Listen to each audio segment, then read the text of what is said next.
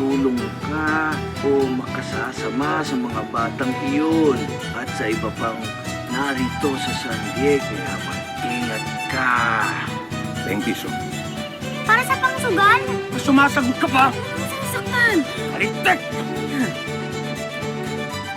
Nay, bakit po ganun si Itay? Hindi tayo mahal. Sa tandaan ninyo, ang nanay mahal na mahal kayong dalawa.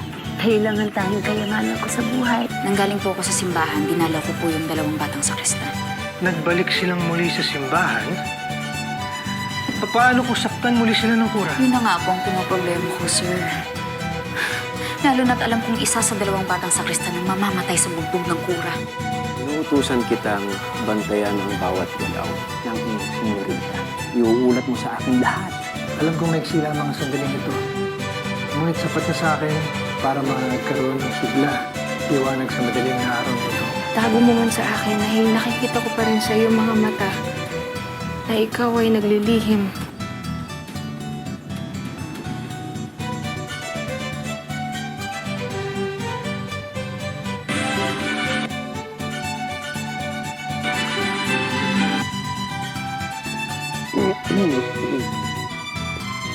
Fraile, paumanhin po, ngunit may naghahanap po sa inyo. Napakalaga po raw ng kanyang sadya. Yes. Magandang umaga po, Fraile Salvi. Ibihan. Behang.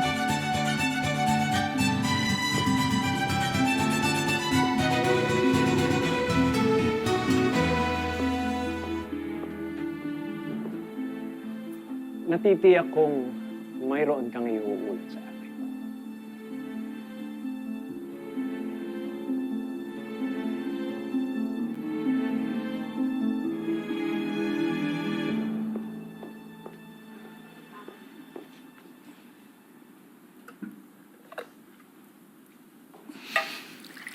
Magandang umaga po, mga dong.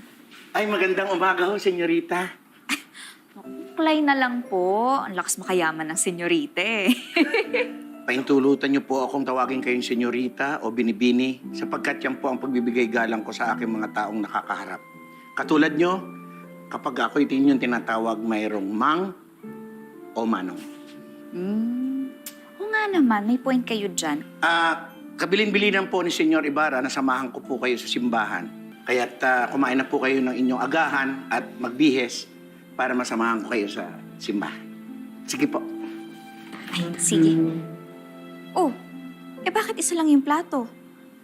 Saluhan nyo na po ako, marami to, oh. Sige na, dito na tayo kumain. Mas masayang kumain ng almusal pag may kasama. Ay, naku, Mang Adong, halika na. Ilagay nyo na yung plato nyo dito. I-push nyo na yan. Dito na kayo. Go. Push. Go.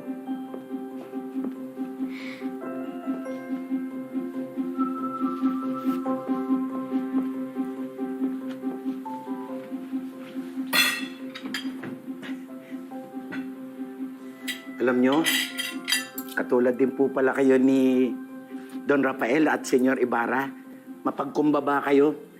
Yung bang kahit na mataas nang naabot nyo sa buhay. Mang Adong, believe me, same-same lang tayo. Senyorita, pasensya na po. Marami po kayong mga salita na ginagamit na hindi ko po nauunawaan. Naririnig ko pong madalas gamitin nyo po pa nag-uusap kayo ni Senyor Ibarra. English ho ba tawag doon? Opo. Sorry po. Paumanhin. Tara na po, kain na tayo. Sige po.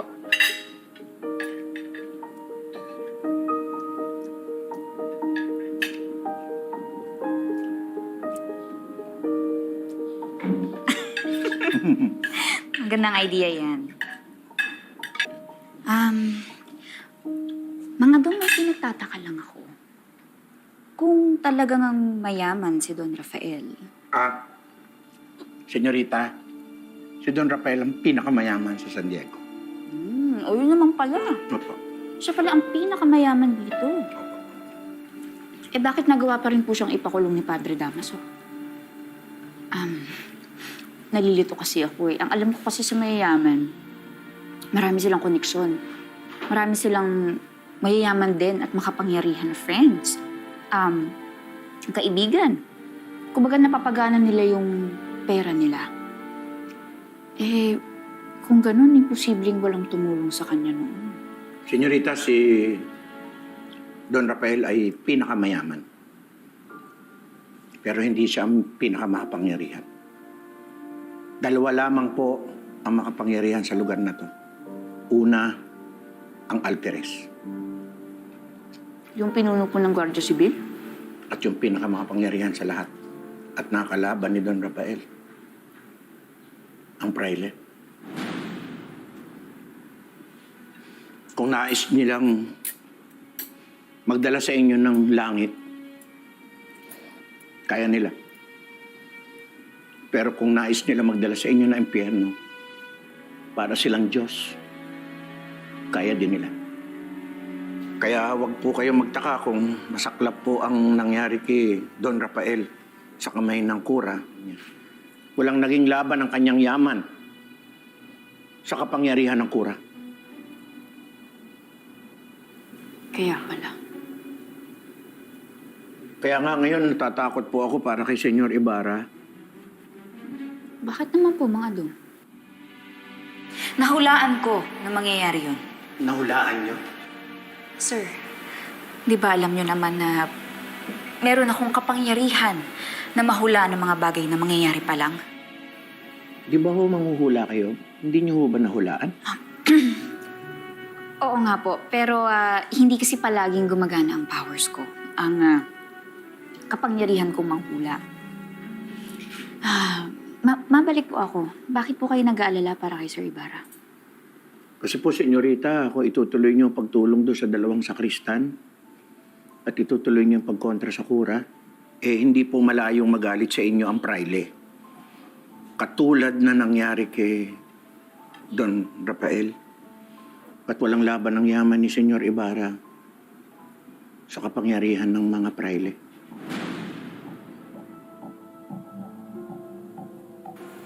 Bakit hindi ka umiimik? Magsalita ka. Punta! Ano ang iuulat mo sa akin? Sinasaktan ng mga praile ang mga kawawang mga sakristan.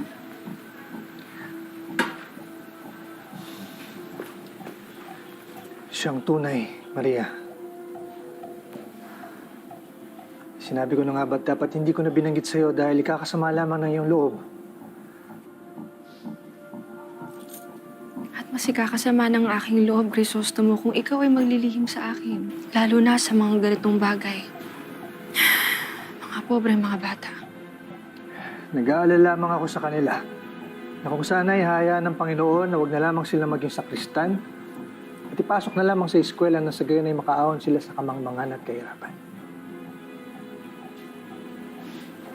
Kakausapin ko ang kura. Maria, hindi ko binahagi itong agam-agam kong ito para ikaw ay may lumi. Ayokong pati ikaw ay mapasama sa pride.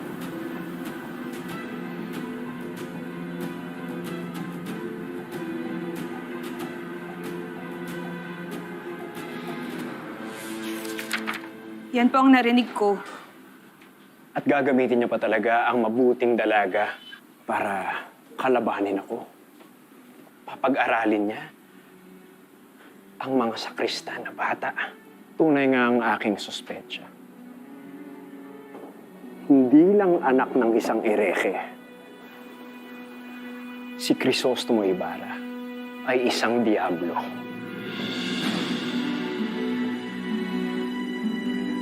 Crispin, Basilio.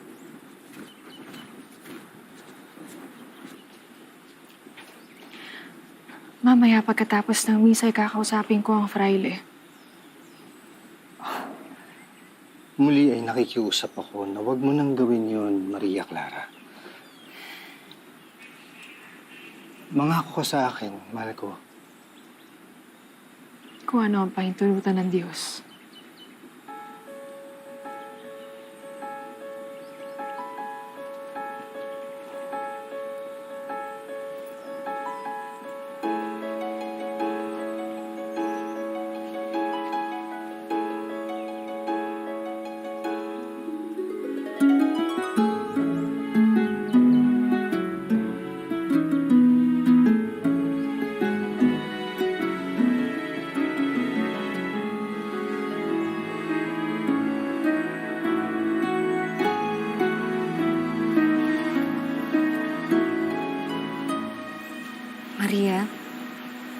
Hulaan mo kung sino ang aking kasama.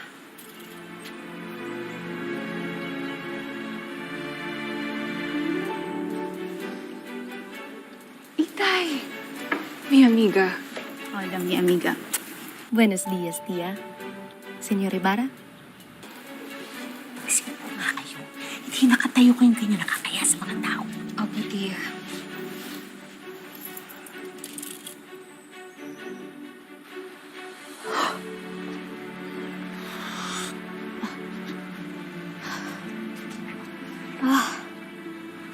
Senyorita, nandun po sa loob si senyor.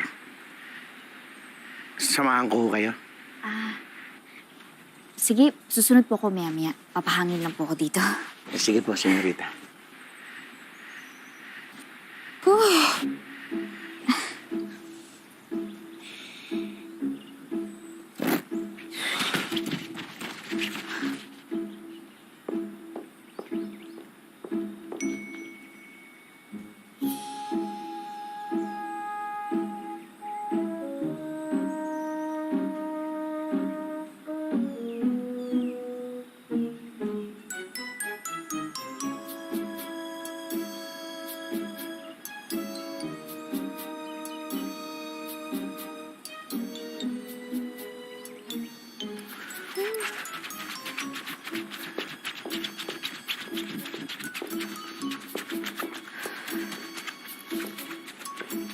Buenos días.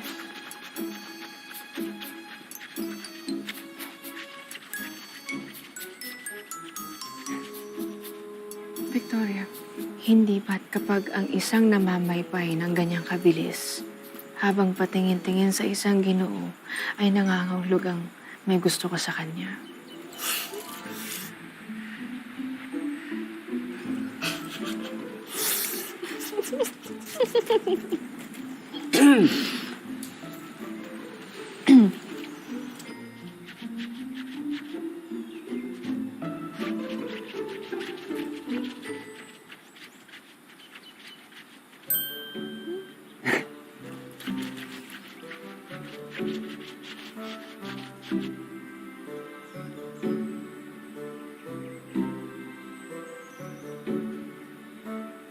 Problema nun.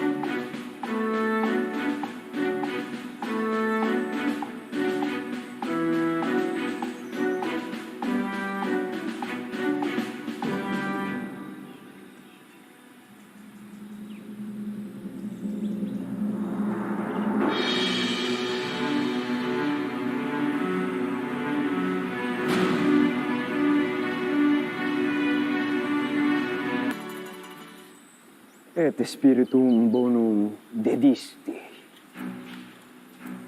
Magsisimula na ang kanya na misa. Vamos, Consolacion. Ay, karamba! Siguradong mahaba ang sermon ng kura para parusahan ka.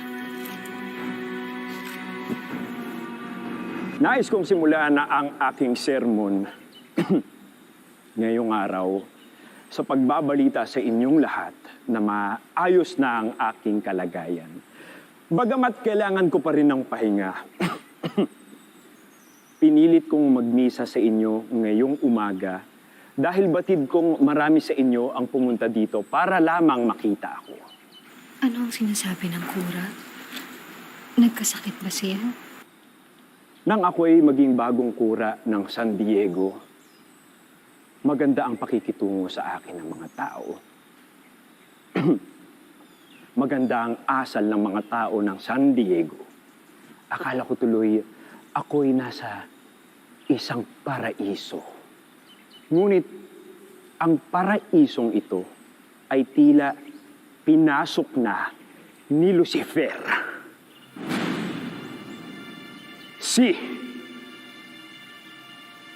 Ang San Diego ay tila napasok na ng isang demonyo, isang diablo na may maitim na balak na iligaw at lasunin ang isipan ng inyong mga anak at palabasin na ako ay masamang nilalang. Kaya't mag-ingat tayo sa taong ito na walang magandang balak kung hindi mapanakit ng tao. Kaya pakiusap sa inyong lahat, por favor, na maging mapagmasid, huwag niyong hahayaan na lasunin ang inyong isipan at ang pinakamamahal natin na San Diego.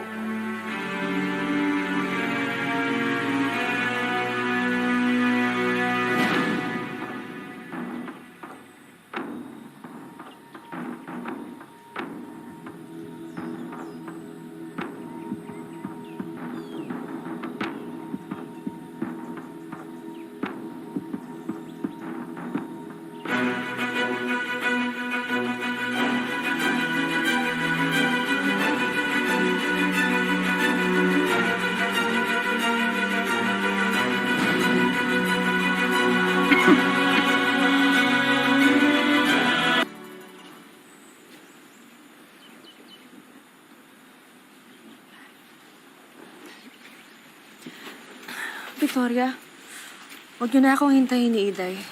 Mauna na kayo umuwi. Ngunit aanyayahan ka sana namin magtungo sa dati nating tagpuan mga magkakaibigan. Tiyak kong ando na ang ating mga kababata.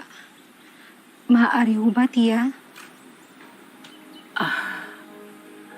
Pagbigyan niyo na po sila, Tia, Maria. Mauna na kayo, Victoria, at ihatid ko lang si Maria sa inyo mamaya. Salamat, Ginoon. Hasta la vista, mi amiga. Adios. Mag-iingat ka. Adios, Tia. Adios. Buenos días, Padre. Bendiganos, Padre. Sinasabi ko na ba't ako ang pinariringgan niya, kaya't mabuti pa siguro kayo na lamang ang lumapit.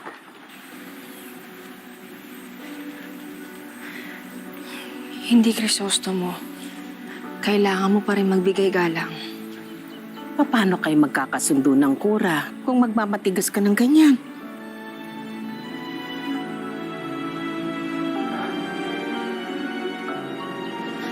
Mga bata! Mga bata! Nakagawa na ako ng paraan para mailayo kayo dyan sa salbahing kurang yan. Talaga po? Ngunit paano po ikabubuhay namin, ate? Sa sahod lang namin ito at sa munti po namin bukod kami o umaasa ni na inay.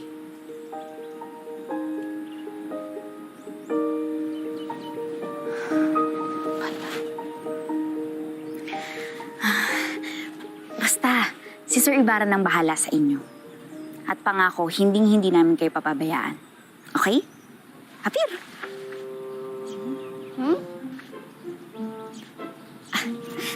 Di bali na.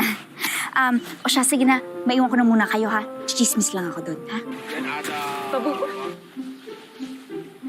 Ano daw, kuya? Hindi ko naintindihan.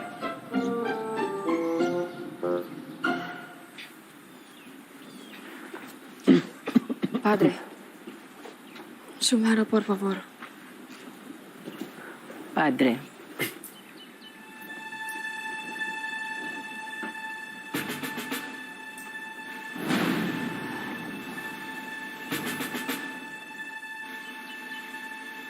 Padre, akala ko ho ba ay hindi na kayo galit? Nakikiusap ho ako sa inyo. Napatawarin niyo na ako si Crisostomo.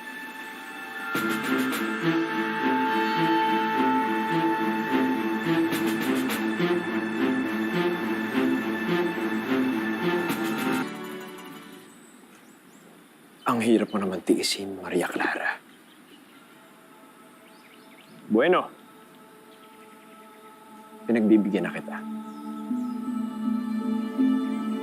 Dahil may awa ang Diyos at ako'y mapagpatawad. At hindi ako magtatanim ng kahit anong puot. Muchas gracias, Padre Salvi. Sana'y kalimutan na lamang natin ang nakaraan.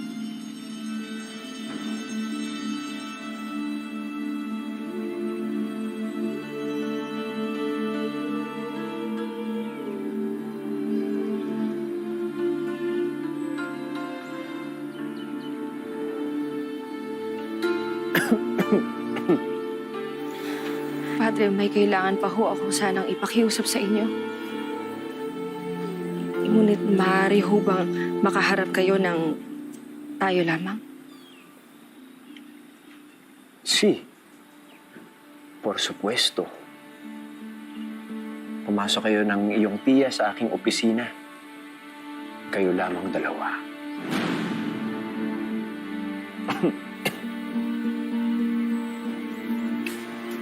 Vamos.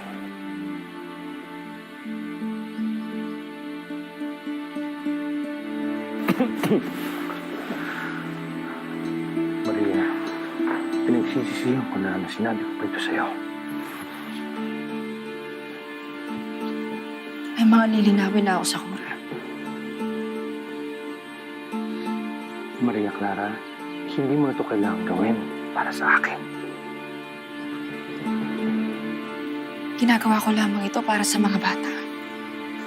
Magtatanong lamang naman ako. Wala namang masama doon. At hindi ko kinakailangan ng iyong permiso.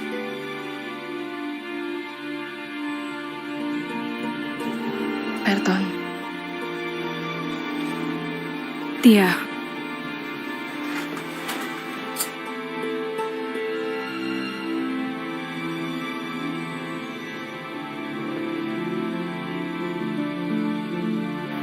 Amigo, ano ang sadya nila sa kura? Saka ko na lamang sasabihin sa iyo. No, Maria. Patawarin mo ako. Ngunit hindi ko mapagbibigyan ang iyong pinapakiusap. Padre, ngunit ang mga batang iyon ay dapat na nasa eskwela. At hindi dapat... Masigit pa ba ang eskwela kesa sa simbahan para matuto ang aking mga sakristan? Padre, nakikiusap po ako sa inyo na sana ho ay pagbigyan niyo ang aking kahilingan at ang magabayan ng dalawang sakristan sapagkat... No, Maria. No puedo concederte más peticiones.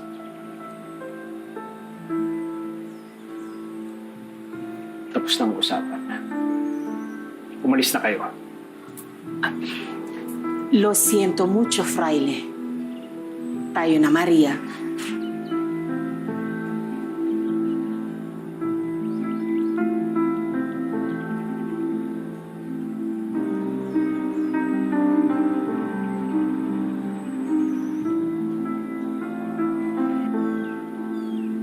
Padre, bakit gano'n na lamang ang pagnanais ng dalaga na kunin sa simbahan ng dalawang bata? Dahil nilaso ni Crisostomo Ibarra ang isip ni Maria laban sa akin. Solo está utilizando la pobre dama. Siya ang nagnanais mapalayo ang mga sakristan sa simbahang ito. Siya ang tinutukoy kong Lucifer na magdadala sa bayang ito sa kasalanan. Kaya hindi ko hahayaan mapunta sa kanya ang mga sakristan. Hindi ko ipapaubaya sa demonyong yun ang mga bata.